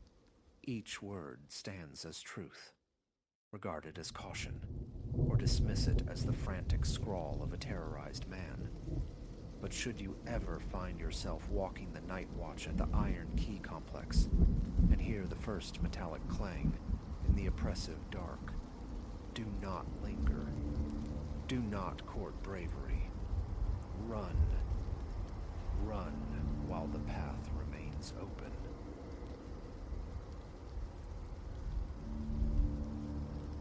This property was meant to be sanctuary, a refuge carved from silence, my weekend bulwark against the city's relentless clamor. I hadn't bargained for a nightly sentinel of dread, yet here I sit within these walls. A week arrived, the phantom weight of chains still coiling in my gut whenever memory surfaces. It's a modest parcel, this place. 2 acres hemmed by skeletal trees that strangle the dawn light, anchored by a weathered barn, and this single-story house, its clapboard skin shedding paint like old regrets. The roof holds promise. The foundations, the inspector swore, were sound. Beyond the porch stretches a realm of lumpy earth, defiant weeds reclaiming their dominion, bisected by a meager dirt track snaking from the road through untamed shrubs. An ordinary tableau, or so it first appeared. My second day beckoned exploration. Beyond the barn's shadowed flank, the ground dips gently toward a dense thicket. Trees huddled so close their branches interlock, a living palisade. I shouldered through the grasping limbs, the brittle percussion of dead leaves underfoot, navigating a treacherous map of roots. Deeper within this overgrown heart, I stumbled upon it, an old circle etched into the earth, capped with rough-hewn wooden planks, and bound fast by 2 formidable chains. Kneeling, I swept away seasons of detritus, revealing the unmistakable form of a well. The wood, slick with damp, or a fringe of emerald moss. Those chains, blooming with rust yet stubbornly intact, formed a stark cross, pinning the boards immobile. It radiated antiquity, an artifact from a time long unvisited. That afternoon I left it undisturbed, a curiosity noted, perhaps needing a safety seal later. My focus shifted inwards, settling furniture, banishing kitchen grime. No premonition stirred, only the thought of a quaint, forgotten feature. But midnight ripped me from slumber. A grating, metallic shriek tore through the quiet. Not the whimsical chime I'd hung, no, this was harsher, a dragging weight. I pulled on sweats, eased the front door open into the cool, damp night. The air hung still, amplifying the sound. It emanated from behind the barn, the unmistakable friction of chain against wood, or maybe stone. A vice tightened around my chest, though reason whispered of nocturnal animals, clumsy encounters in the dark. Flashlight in hand, I rounded the barn, steps muffled by the dew-soaked grass, drawn toward the well's location. Closer I crept, and the scraping ceased. Silence rushed back, thick and watchful. The fine hairs on my neck prickled. No raccoon, no stray dog materialized in the flashlight's beam. Only stillness. I swept the light over the well, boards undisturbed, chains locked in their cruciform embrace. I stood frozen for long moments, breath held captive, heart hammering against my ribs. Only the sigh of a breeze through the leaves disturbed the quiet. Imagination, I concluded, retreating to the house. Sleep, however, remained elusive. Morning brought a persistent disquiet. Phantoms rarely troubled my waking hours, Yet that sound echoed, insistent. After coffee, compulsion led me back to the well. I searched for any sign of disturbance. The wood remained damp, whole. The chains held their pattern, the ancient padlock untouched by recent hands. I pressed my ear near the gaps, hearing only the profound silence of the earth. Still, unease clung like mist. A tentative tug at a chain yielded only a faint rattle, a shower of rust flakes. Paranoid, I told myself, turning away. Evening descended, heavy and expectant. I sought refuge in routine. A cold beer, the flickering television, the chirping symphony of crickets outside. Around 11, I surrendered to bed. Window cracked to the night. For a time, only the familiar sounds intruded. An owl's distant query, wind murmuring through the pines. Then, nearing the midnight hour, it returned. The metallic rasp, louder now, imbued with a desperate energy, like something striving against its bonds. My heart leaped. I swung my legs out of bed, forcing slow, deliberate breaths. Investigate, or forfeit sleep entirely. Flashlight retrieved, boots pulled on. I stole out into the darkness, moving with a predator's caution around the barn. Tension hummed in my veins. Each footfall on the sodden ground felt weighted, significant. The sound intensified, clearer now, undeniably originating from the well. Chains. Not a random clatter, but rhythmic, purposeful, as if testing their constraints. I thumbed the flashlight on, casting its stark beam toward the source. Instantly, silence. I hurried forward, light sweeping across the boards. They lay as before. Nothing visibly altered, yet my stomach churned with a cold certainty. I scanned the perimeter, light probing the shadows, searching the mud for tracks. Nothing. No trespasser, no animal. The lock held fast, but the conviction lingered. Something had been moving those chains. As I took a step back, a faint, final drag echoed from below, a parting whisper.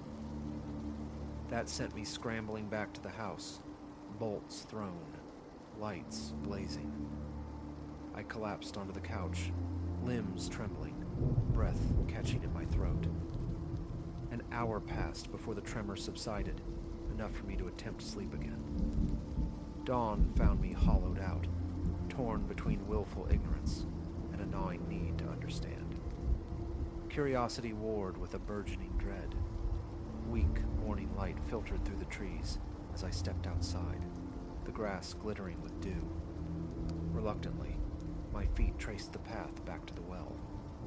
Had the boards shifted overnight? No. Still locked, still immobile. My hands shook when I reached toward a plank, the impulse to lift it warring with a visceral reluctance. I stopped, the wood cold beneath my fingertips. A profound, crawling fear coiled within me at the thought of peering into that abyss. I left it sealed. The day became a blur of manufactured tasks. I purged the barn of decaying straw and fractured tools, swept floors thick with neglect, wrestled with window frames swollen shut by time and damp. Periodic breaks for water were punctuated by the insistent mental pull toward the well, an itch demanding to be scratched. Mid-afternoon, I succumbed. Circling the structure, examining it from all angles, I noted the gaps between the planks, glimpses of the Stygian darkness within. My pulse quickened. I toyed with the padlock, its cold metal a stark contrast to my clammy skin. My breathing grew shallow. Forcing myself away felt like resisting gravity. Night fell again, bringing its inevitable appointment.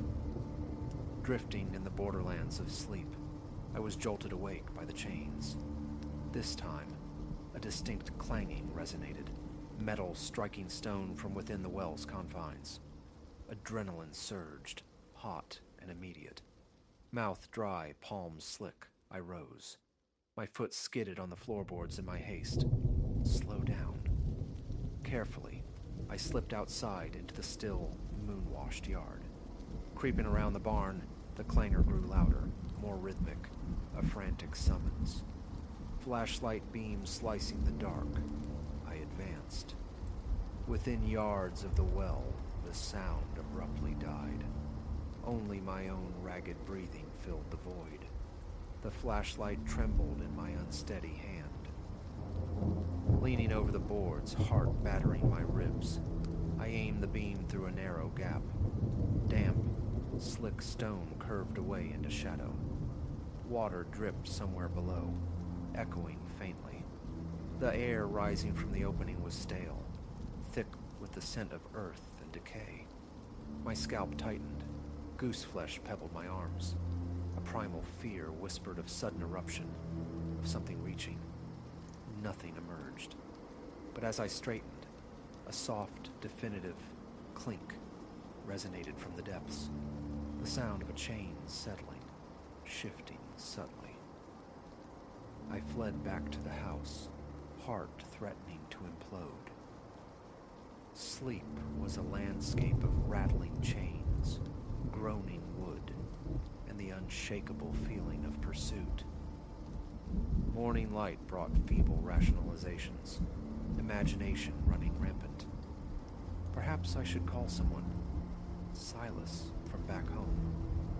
The thought died, choked by the absurdity of explaining spectral chain rattling. Busy hands, I decided. I mended a fence post, secured a loose porch step, traced wires in the kitchen. Meaningless labor, a dam against the encroaching tide of dread. But the well remained, a silent vortex pulling at my thoughts. By late afternoon, resistance crumbled. I retrieved a crowbar from the barn's dusty recesses, its heft cold and purposeful in my sweating palms. My heartbeat drummed a frantic rhythm against my ears as I marched toward the well, a leaden weight settling in my gut. I stood before it, the weathered boards a mute challenge.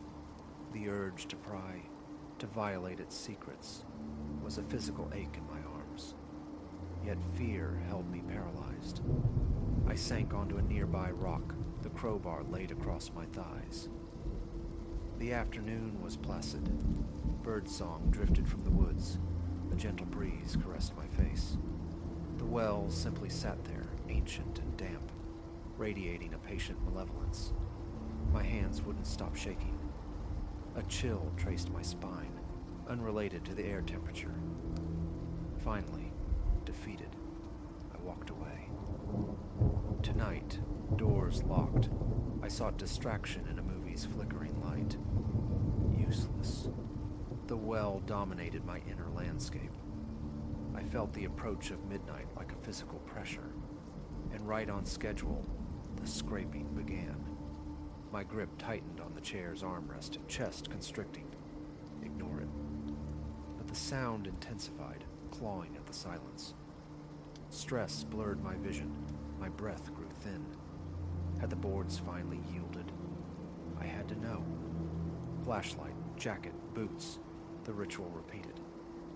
Outside, the grass felt like ice beneath my feet.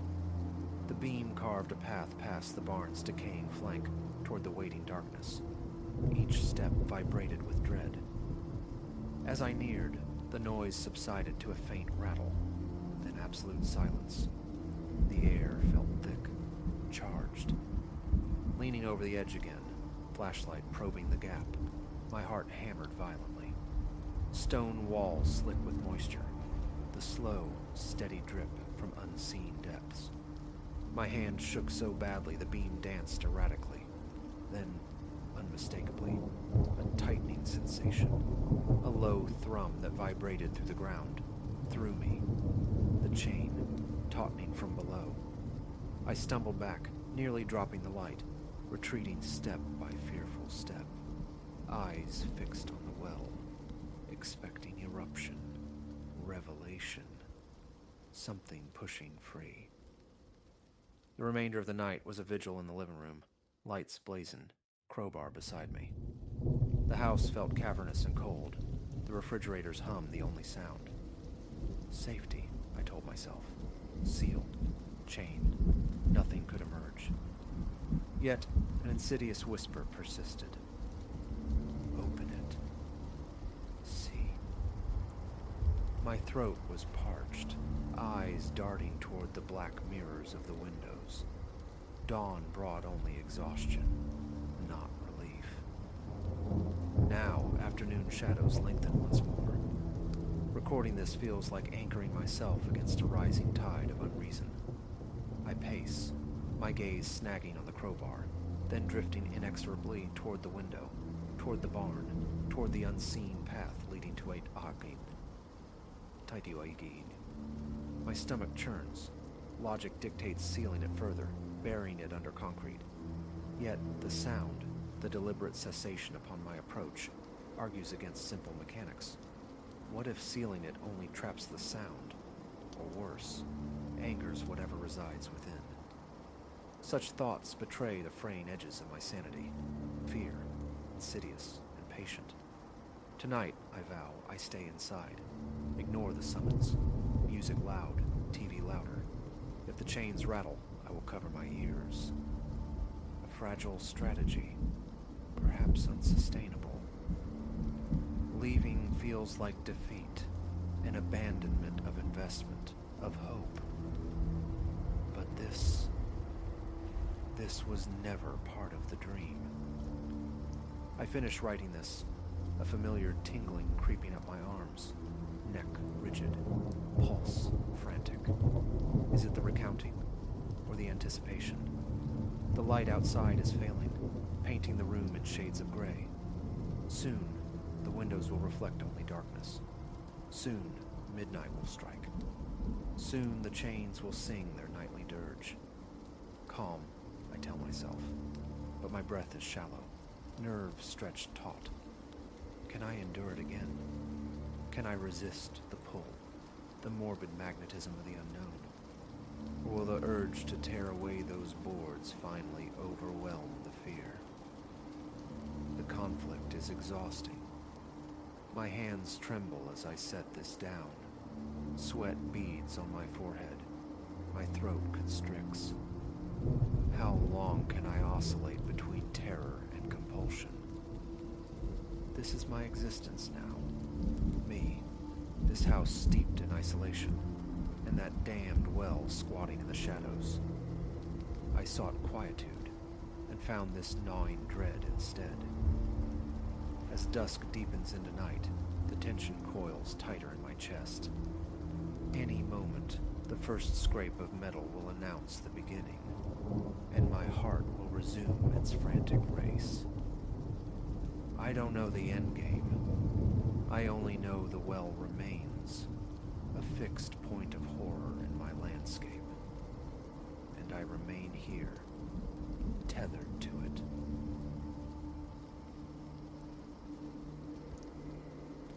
The urge to flee the velvet confines of the auditorium was a palpable thing that night, a weary ache pulling me towards the exit. My rounds were done, the checklist mentally ticked off, exhaustion settling deep in my bones. Home beckoned, a quiet harbor after the day's sonic tides. But then, a ghost in the machine. A thread of sound spun through the speaker monitoring the main microphone. Faint, ethereal, a woman's hum, weaving a melody utterly alien to me. In that instant, the mundane trajectory of my evening shattered. I halted beside the labyrinthine mixing console, my gaze drawn unwillingly to the vast, vacant stage. A spike of adrenaline, sharp and cold, pierced the fatigue. Nothing stirred in the stage's shadowed expanse. The sound system slumbered on standby. A phantom signal. interference bleeding from some distant frequency. Logic offered flimsy shields against the rising prickle of unease. Still, duty called. One final line check before surrendering to the night. Midnight crept closer as I meticulously traced every connection, probed each input, hunting the source of the spectral tune. Futile. The system was clean. Yet, the hum lingered, an indelible echo in the quiet corridors of my mind. Returning the following afternoon, the theater was my solitary domain, a preference born of needing focus, not fielding questions. Sunlight streamed through the high windows, painting dusty bars across the empty seats. I powered the amplifiers, their low thrum a familiar comfort. Microphone checks yielded only silence, pure, unadulterated quiet. No whispers, no phantom melodies. Relief warred with a strange, unacknowledged disappointment. The evening's performance unfolded without incident, a predictable rhythm of cues and applause. Afterwards, under the stark glare of the work lights, I moved across the stage, a practice ballet of gathering stray cables, coiling them with neat precision. The heavy back door clanged shut and locked behind me. Main stage lights extinguished, plunging the house into profound darkness. Back in the relative sanctuary of the booth, preparing for the final shutdown, it returned. The same voice, clearer now, cascading through a sequence of notes, a different, more intricate pattern than before. A chill traced its way up my spine, tightening the skin across my neck. I swallowed against a sudden dryness in my throat, forcing calm. From the booth's vantage, I flicked the stage lights back on. The beams sliced through the darkness, illuminating the heavy velvet curtains, the rows upon rows of empty seats, the vacant aisles, the starkly empty stage. Yet the sound persisted, undeniably emanating from the monitor speakers beside me. The fine hairs on my forearms lifted, a constricting band tightened around my chest. Methodically, I began mutant channels, one by one, chasing the source. The voice sang on, defiant, until the master mute silenced the entire board. Then, absolute stillness. The next morning, recounting the experience to Elias and Mateo felt like confessing to madness. Their expressions, a blend of polite disbelief and thinly veiled amusement, spoke volumes. Fatigue, they suggested. Long hours playing tricks on the ears. I offered no argument, letting their skepticism hang in the air. Inside, however, conviction hardened. This wasn't exhaustion. My profession demanded an intimate familiarity with sound. Every nuance, every subtle frequency shift, the telltale hiss of faulty wiring, the breathy pop of a plosive. I hear things others miss. It's the core of my craft. I don't invent phantoms. During the afternoon lull, driven by a need for empirical proof, I launched a full diagnostic assault on the sound system. Hours bled away as I scrutinized microphone capsules, tested the integrity of shielded cables, cycled through wireless frequencies, examined every circuit board, every connection point. The system was immaculate. A stubborn part of me clung to the hope of a technical ghost, a rational explanation to exorcise the unease. But a deeper, more honest pulse, quickened with a different desire, a treacherous curiosity, bordering on obsession, that yearned to hear the voice again. That evening hosted a chamber music ensemble. I remained anchored backstage, managing the delicate balance of microphones, while Eleanor, the stage manager, orchestrated the cues from the wings. The performance was seamless, the music swelling and receding within the hall's perfect acoustics.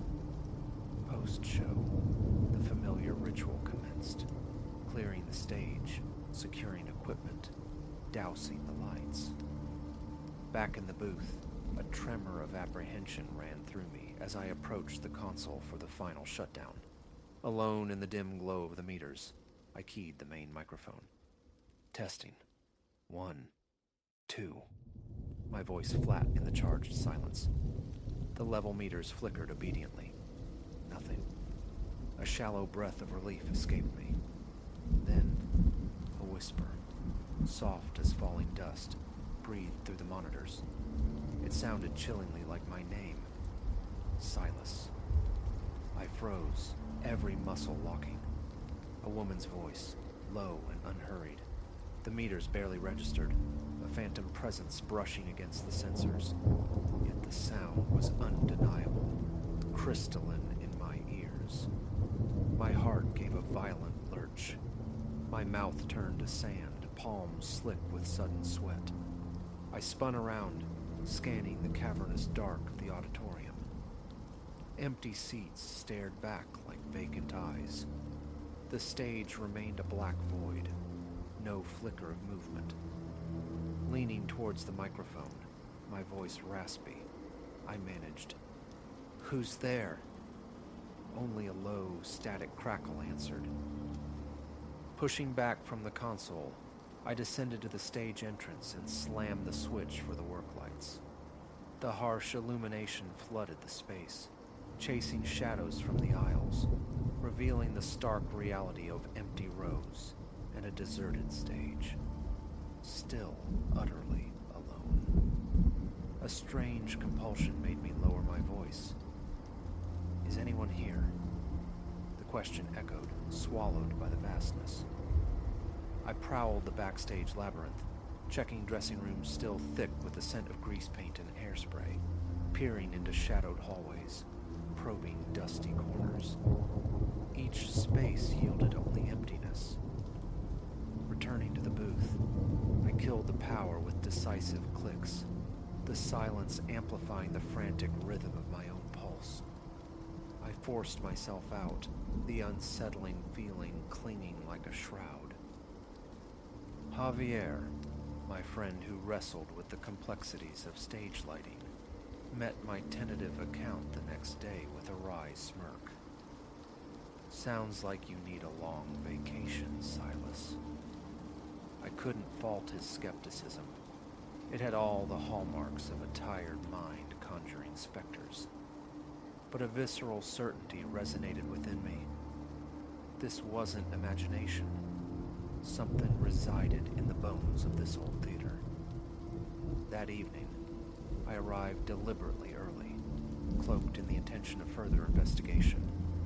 I ascended the narrow metal staircase to the catwalks, navigating the vertiginous pathways high above the stage. Dust motes danced in the slivers of light filtering from below. Old gel frames, defunct lamps, and thick bundles of forgotten cabling lay like sleeping serpents. Nothing suggested a hidden speaker, no ancient wiring configuration that might explain the anomalous transmissions. Around 5, Eleanor arrived, briefing me on the night's simpler affair, a small, 2-act play. I kept my disquietude locked behind a mask of professional calm. Throughout the performance, I remained tethered to the sound console, ears straining, listening beyond the actors' lines, beyond the sound cues. All systems performed flawlessly. Later, deep into the post-show quiet, the routine felt heavier, charged with anticipation. Stage cleared, microphones stored, cables meticulously coiled, lights down. Around 11, back at the console in the booth, checking a final patch connection. The air grew thick, expectant. Then, the faintest whisper of the hum returned. I activated the monitors. The sound swelled, coalescing into the now familiar, strange melody. A low vibration seemed to resonate within my own chest.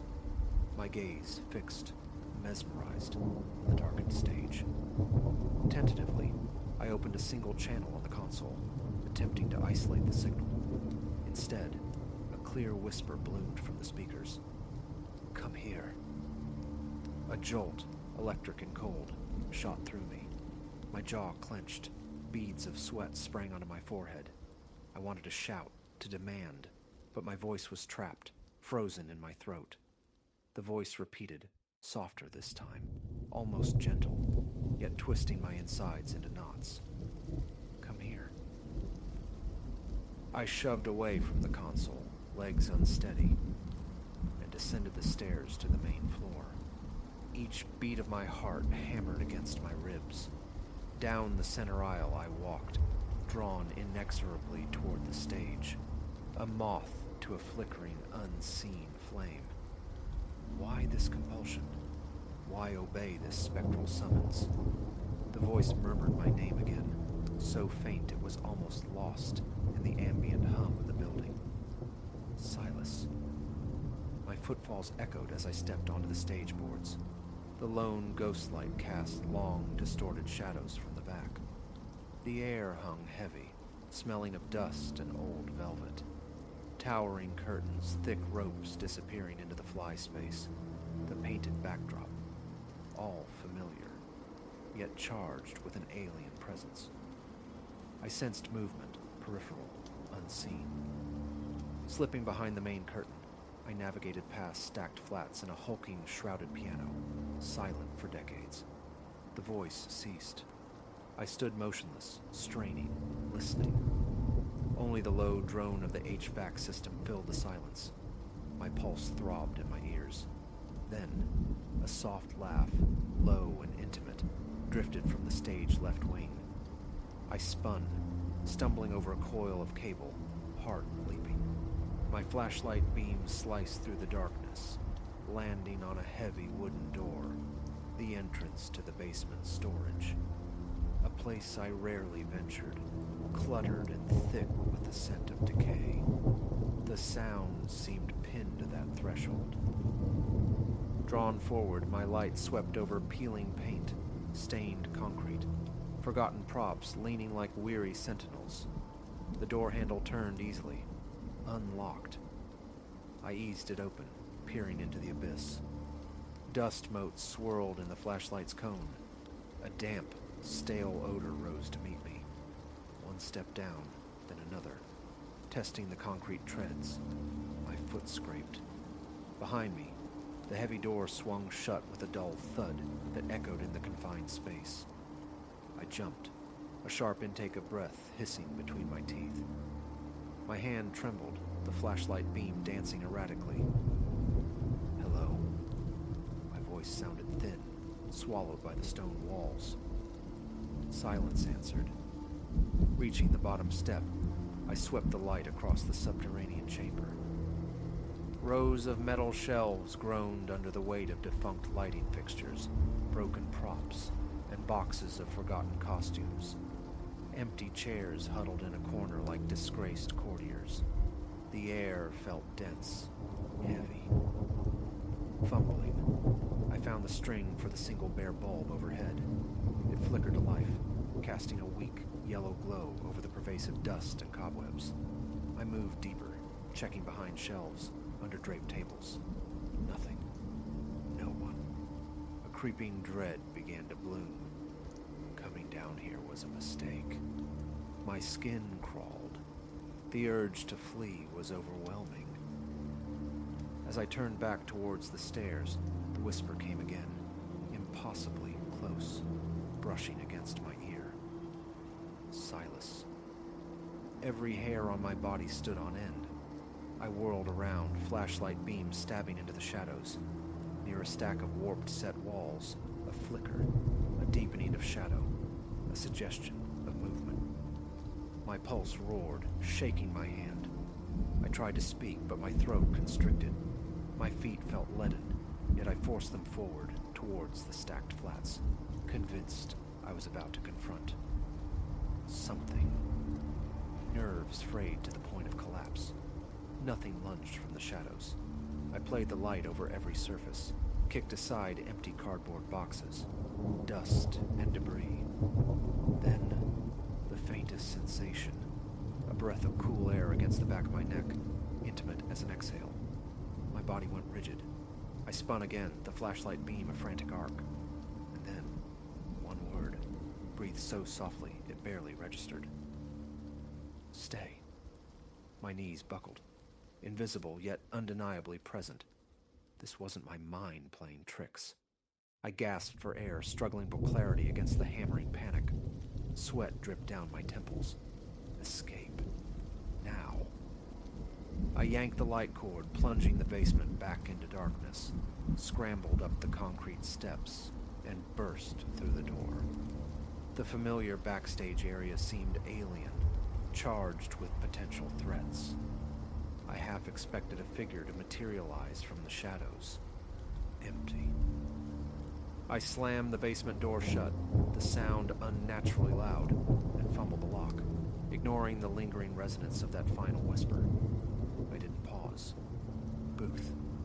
Frantic shutdown. Main exit. I barely remembered locking the outer doors that night, my hands shaking uncontrollably, long after I reached the sterile quiet of my apartment. The following days were steeped in low-grade anxiety. The theater, once a place of focused work, now felt like hostile territory.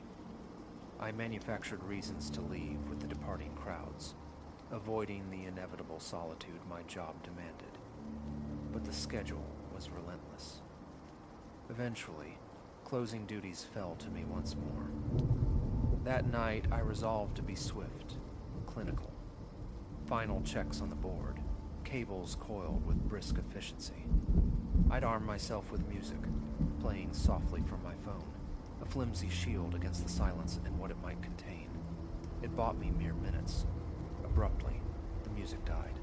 My phone screen glowed, the audio inexplicably paused, and then, through the monitors, clear as betrayal, the voice. Don't ignore me. My hands began to tremble violently. My mouth was instantly dry. I nearly dropped the phone. My breathing grew shallow, rapid. What do you want? The question escaped me in a ragged whisper, addressed to the empty air, feeling utterly absurd. The voice seemed materialized directly behind me, intimate and cold. Follow.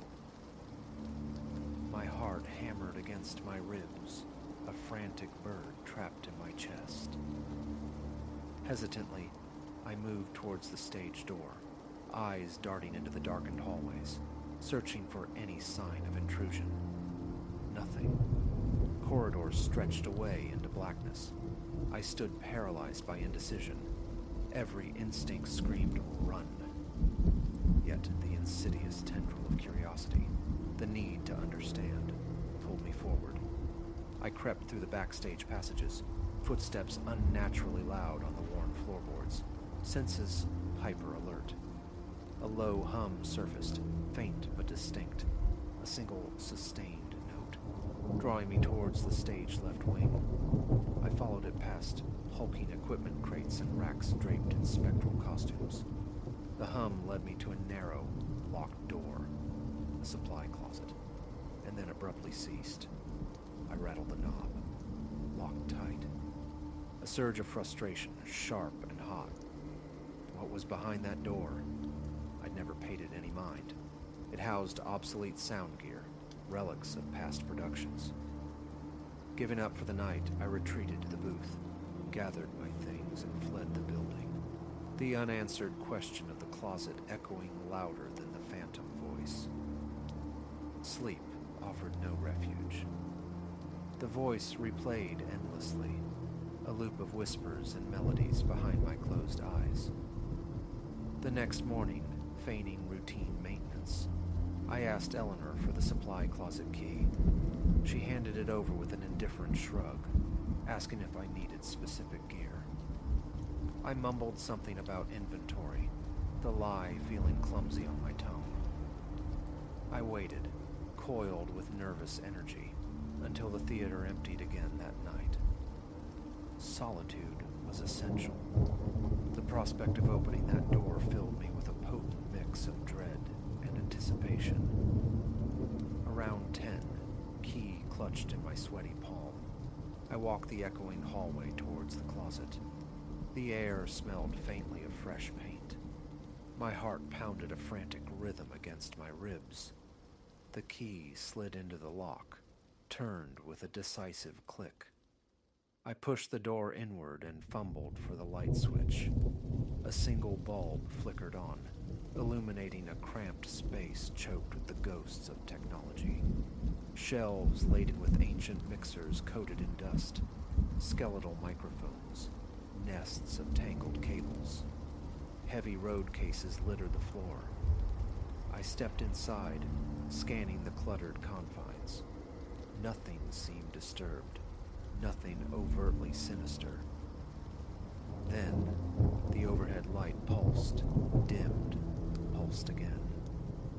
A wave of cold washed over my arms, accompanied by an odd pressure building in my chest. The hum returned, soft at first, seeming to emanate from the very walls of the closet, weaving itself into the silence. I lifted the lid of a large mixer case. Inside lay a dusty console, bundled wires, spare fuses glinting dully. In one corner, someone had scratched initials into the casing, obscured by grime. The hum intensified, a palpable vibration in the air.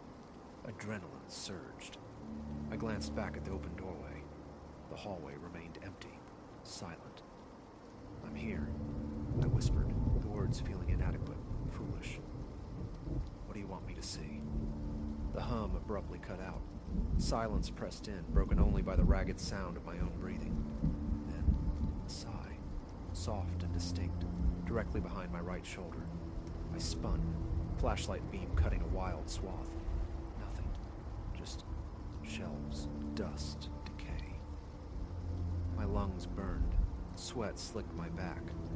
I leaned heavily against a shelf, trying to regain control, trying to slow the frantic cadence of my heart.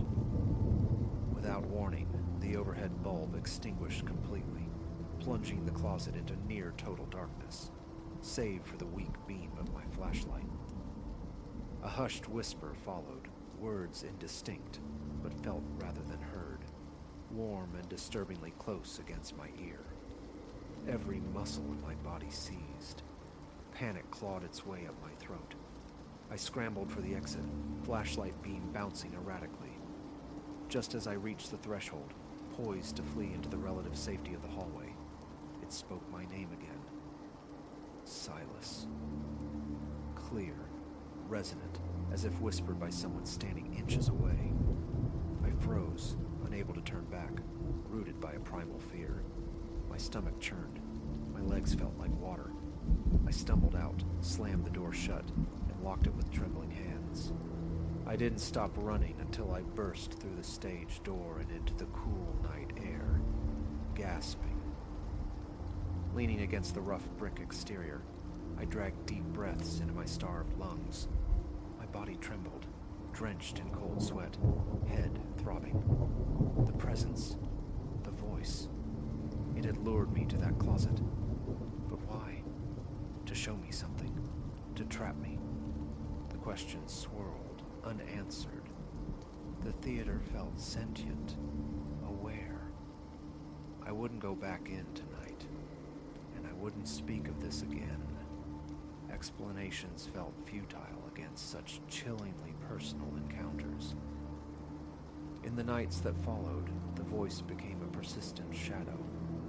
Sometimes a fleeting melodic fragment caught on the edge of hearing. Sometimes my name breathed across the empty seats. The pull remained, a dangerous magnetism urging me deeper, yet terror held me captive on the periphery. I streamlined my closing routine, moving with tense efficiency, desperate to minimize my time alone in the echoing space. Every shift ended with the same ritual: packing gear, coiling cables, eyes constantly scanning the shadows, muscles coiled tight, waiting. I haven't ventured back into the basement's suffocating embrace. The supply closet remains locked, its secrets undisturbed. But the voice lingers, a constant, unnerving presence just beyond the veil of normal sound. It waits, patient, wanting discovery, or perhaps surrender. I tell myself it's faulty wiring, acoustic anomalies, tricks of a tired mind. But the cold certainty persists. It's real. And every night, as the last footsteps fade and silence descends, a familiar tension grips me, bracing for the inevitable whisper in the dark.